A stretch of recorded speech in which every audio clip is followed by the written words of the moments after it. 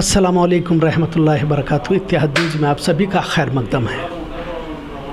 मुल्क के मौजूदा हालात सभी देख रहे हैं, किस कदर हर रोज़ एक नई खबर, हर रोज़ एक मसला। मुल्क जब महंगाई से परेशान है, बेरोज़गारी से परेशान है, लेकिन उससे बढ़कर जो मामला है वो मजहबी तशद्दुद के मामले हर रोज़ हर जगह पर देखे जा रहे हैं। पूरा मुल्क इस लपेट में आता जा रहा है। लिहाजा आज हमारे साथ ख़ास मेहमान मौजूद हैं, नागे सातिरी साहब, जो आंगनवाड़ी और किसानों के साथ कई सारे मज़दूर के लिए भी आवाज़ उठाते रहे हैं। हमेशा बेबाकी के साथ उन्होंने अपनी राय रखी है। मुल्क में सेकुलरिज़म ज़िंदा रहे, इसी के लिए ये हमेशा कोशा रहते हैं, जद्दोजहद भी करते हैं। सबसे पहले नागे सातिरी साहब, आपका हमारे चैनल पर खैर मकदम इस्तकबाल। Thank you. हर रोज़ मुल्क में देखा जा रहा है कि मज़हब की आड़ में तमाम गुनाहों को, तमाम मामलात को छिपाने की कोशिश की जा रही है।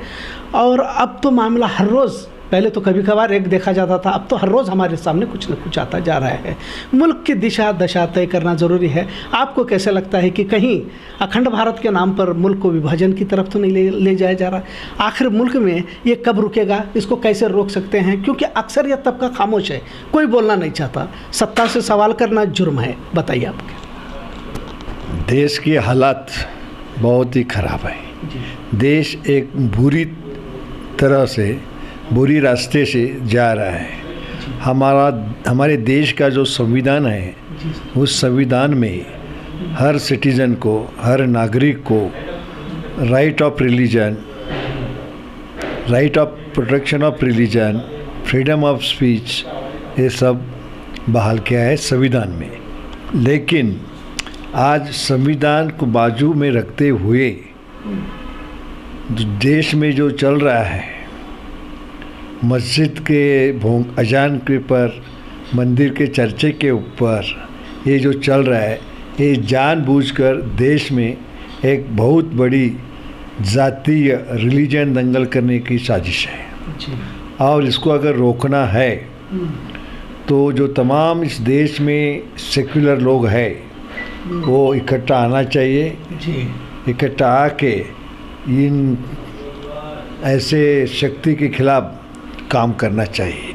और एक बात, ये अजान ये अभी की बात नहीं है, कितने सालों से चल रही है। हाँ, उस वक्त किसको कुछ नहीं लगा, और अभी अजान का 1 मिनट 1.5 मिनट, मेरे घर के बाजू की मस्जिद है, हमको कभी तकलीफ़ नहीं हुई। मस्जिदों में मेरे घर के बाजू को मस्जिद है, अजान का मेरे को तो कब अब तक कैसा, मेरी फैमिली को भी कोई तकलीफ़ नहीं हुई। और एक बात है, जानबूझकर ये सुप्रीम कोर्ट का निर्णय है कि अजान निकालना है, सॉरी ये भोंगा जो है वो निकालना चाहिए करके। मेरा आह्वान है राज ठाकरे को भी कि सुप्रीम कोर्ट का अगर ऐसा निर्णय है तो जाहिर सभा में वो पढ़ के दिखाना चाहिए। सुप्रीम कोर्ट का निर्णय क्या है? जो भोंगा बहुत ही ऊपर है मस्जिद के, वो थोड़ा नीचे लो, उसका डिसिबल कम करो, इतना ही सुप्रीम कोर्ट का निकाल है। वो निकाल के फेंक दो, ऐसा निकाल नहीं है। ये लोग सिटीजन्स को गुमराह कर रहे हैं और अपना राजकीय अस्तित्व दिखाने की कोशिश कर रहे हैं। सर, लेकिन ये लोग चुनाव के वक्त जीत भी रहे हैं, लोग वोट भी कर रहे हैं। क्या वाकई लोग उनको वोट कर रहे हैं? क्या ईवीएम मशीन जैसे बार बार कहा जाता है, या लोगों के जहनों में ये जहर डालने में कामयाब हो चुके हैं? लोगों के जहनों में जहर डालने के लिए ये लोग कामयाब हो गए, ये एक बात है। और जो हिंदू मुस्लिम करके लोगों को डिवाइड किए हैं, आज लोग जिनके घर में खाने को भी नहीं है, ऐसे लोग रास्ते पे हैं। हाँ, और उनके बच्चे विदेश में पढ़ने को जाते, ये सोचते नहीं हमारे बच्चे, और जय श्री राम और क्या भी लेके घूमते रहते हैं। इनको नया चाहिए नहीं। और एक ये जो ईवीएम मशीन है, ये आदमी ने बनाया है, आदमी इसमें कुछ भी कर सकता है। अभी जर्मन में पहला ये मशीन, जापान में बंद है, जर्मन में बंद है, अमेरिका में बंद है, फिलीपाइंस में बंद है, इटली में बंद है। क्यों बोले तो इसमें कुछ ना कुछ करने का कोशिश ये कुछ तो गड़बड़ लेकिन एक बात ये भी कही जाती है कि जीतते हैं तो कुछ नहीं बोलते, लेकिन हारते हैं तो ईवीएम मशीन पे हम ठीकरा फोड़ते हैं। हम पहले से ही बोल रहे हैं, क्यों नहीं आप ईवीएम मशीन हटा के ये सिक्का मारने से, बैलेट पेपर से क्यों नहीं लेते आप? क्या वजह है? क्या प्रॉब्लम क्या है आपको? अब तक तो हुआ नहीं, और लोगों के दिल में शक है ना, वो दूर कर दो आप। नहीं, इसका हल क्या है सर? जिस तरह से यह नफरत का जहर पूरे मुल्क में घोलने में वो कामयाब हो रहे हैं, ध्रुवीकरण किया जा, टाइम बीइंग ये लोग कामयाब होंगे, लेकिन आगे ये लोग कामयाब नहीं होंगे।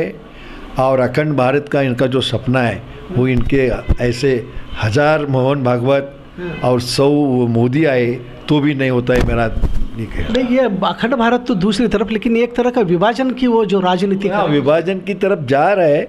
लोग उतने भी पागल नहीं है कि इनके पीछे जाने को नहीं जाएंगे लोग, हमको यकीन है। नहीं, खुले मंचों से वो जो है जेनोसाइड की बात करते हैं, कर रहे परसों वो यति नरसिम्हन, हम पूर्वाचल से नरसंहार शुरू करते हैं कर तो, और इनको पुलिस लोग इनके ऊपर एफआईआर दर्ज नहीं करते, सरकार इनके खिलाफ कुछ नहीं करते। और एक बात देखो, दिल्ली में केजरीवाल के घर पे हल्ला हुआ, किसी को अरेस्ट नहीं किए। परसों महाराष्ट्र में एक ज्येष्ठ नेता शरद पवार, इनके घर पे हमला हुआ, जिनको पकड़े हैं वो पूरे भाजपा के और आरएसएस के लोग हैं। फिर क्या आप देश में क्या कहाँ चल रहा है देश? इसके खिलाफ आप भी मुझे लगता है कि जो सेक्युलर लोग हैं वो एक होना चाहिए और इनके खिलाफ लड़ना। ये प्रॉब्लम तो यही है कि जो लोग सेक्युलर है, मुल्क में एकता भाईचारा रहने की बात जो करने वाले लोग हैं वो खामोश हैं, वो डर रहे हैं। और ईडी आईटी ये जो सरकारी यंत्रणा भी जो है पीछे। लेकिन हमारे जैसे जो कम्युनिस्ट पार्टी के लोग हैं, हम ईडी सीबीआई इनको डरने वाले लोग नहीं, क्योंकि हम बहुत स्वच्छ लोग हैं, क्लीन लोग हैं जी। तो हमारे जैसे लोग आना चाहिए ना। हाँ, ये बात है, हमारे जैसे लोग आना चाहिए। वो दीवान खाने में बैठ के जो चल रहा है वो अच्छा नहीं करके बोलते, तो आप रास्ते पे आओ। हाँ। रास्ते पे आके बोलो ये अच्छा नहीं चल रहा है। जो कुछ चल रहा है, जो कुछ चला रहे आप जानबूझ के ये देश में दंगा फसाद करने की जो कोशिश आप कर रहे हैं वो गलत है करके लोग रास्ते पे आना चाहिए। अभी भी सांप्रदायिक तत्वों को रोका जा सकता है, 100% जा सकता है। तो उसके लिए क्या आप नौजवानों को क्या पैगाम दें? हम नौजवानों को इतना ही बोलेंगे, भाई हमारा जो संविधान है वो संविधान पढ़ो, और हमारे देश का स्वतंत्र लड़ाई का इतिहास आप ज़रूर पढ़ो, जहाँ हिंदू और मुस्लिम भाइयों ने कंधे से कंधे मिलके ब्रिटिशों के खिलाफ एक लड़ाई की और उससे से हमको देश स्वतंत्र हुआ। उसका जो मकसद था स्वतंत्रता का, उसको आप जानिए, पढ़िए क्या है असल में। और एक जो हम एक साप्ताहिक चलाते हैं साम्यवादी करके लास्ट 51 ईयर से, हम गए महीने से जो मुस्लिम क्रांतिकारक हो गए हैं, अभी ये 5वां आठवड़ा, हम हर आधा पेज वो कौन थे, कब से काम करते उनको छप रहे हैं, हम लोगों में बांट रहे हैं। वो तो मुस्लिम लोगों का आपकी कोशिश है, आपकी कोशिश बहुत सराहनीय है वाकई। आपने जो मुस्लिम जो जंग आज़ादी में जिन्होंने अपना काम अपना रोल निभाया था, कुर्बानियाँ पेश की थी, लेकिन एक अक्सर समाज को वो मुस्लिम समाज के बारे में जहर डालने में कामयाब हो चुके हैं, यहाँ तक कि टीपू सुल्तान को भी वो देशद्रोही बनाने के लिए तैयार हैं। सर ये अच्छी बात नहीं है। टीपू सुल्तान की हिस्ट्री इन लोगों ने पढ़ी नहीं है। सिर्फ टीपू सुल्तान मुस्लिम नहीं, टीपू सुल्तान ने श्रृंगेरी मठ को मदद की है। और एक बात टीपू सुल्तान के बारे में, जिन पिछड़े हुए औरतों को स्तन ढकने का अधिकार नहीं था, वो अधिकार उन्होंने दे दिया। ये भूल जाते हैं आप, कैसा भूल सकते हैं आप? हाँ, वो कल अभी मैं यहाँ ज़रा बात करो, मेरे को भी देशद्रोही बोलेंगे, हमको परवाह नहीं है। जो सच है वो सच है। नहीं, एक चीज़ खास कर जो देखी जा रही है, अब तो पथराव होता है, फिर उन्हीं में से लोग पत्थर फेंकते हैं, फिर मस्जिदों से पत्थर आए कहते हैं, और फ़ौरन जो है बुलडोज़र लेकर गिराने जाते हैं। एक नया ट्रेंड शुरू हुआ है, बहुत बुरा ट्रेंड शुरू हुआ है, बहुत बुरा ट्रेंड शुरू हुआ है।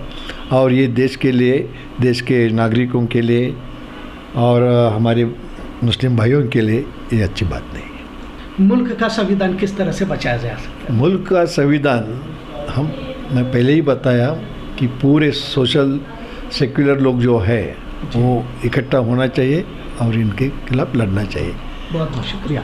ये थे नागेश सातेरी साहब, जो बेलगाम शहर की मारूफ तरीन हस्तियों में से है और हमेशा हक़ के खिलाफ, जो भी जुल्म के ख़िलाफ़ आवाज़ उठाते हैं, हक़ की बात करते हैं और कई सारे एहतजाज में वो हमेशा शरीक रहते हैं, आगे आगे रहते हैं। उनका यही कहना है कि तमाम सेक्युलर ताकतों को, मुल्क की तमाम सेक्युलर ताकतों को, धर्मनिरपेक्ष ताकतों को सामने आना चाहिए और वो आगे आकर सड़क पर उतरना चाहिए, एहतजाज करना चाहिए और ये जो मजहबी तशद्दुद फैलाने वाले जो सांप्रदायिक ताकतें हैं, इनके ख़िलाफ़ आवाज़ उठाकर इस आवाज़ को दबाना चाहिए। अभी भी वक्त है, बहुत जल्द इनकी आवाज़ को दबाया भी जा सकता है। जिस तरह से पूरा अखंड भारत का एक ख्वाब दिखाकर भारत को कहीं तो भी नुकसान पहुंचाने की कोशिश कर रहे हैं, विभाजन की राजनीति कर रहे हैं, ये कहीं तो भी रोका जा सकता है, ऐसा नागेश सातेरी साहब का कहना है। उम्मीद है कि आवाम इसको अपने जहन में पैवस्त कर लेगी और अमल करेगी। इत्तेहाद न्यूज़ देखने के लिए शुक्रिया। अल्लाह हाफिज़।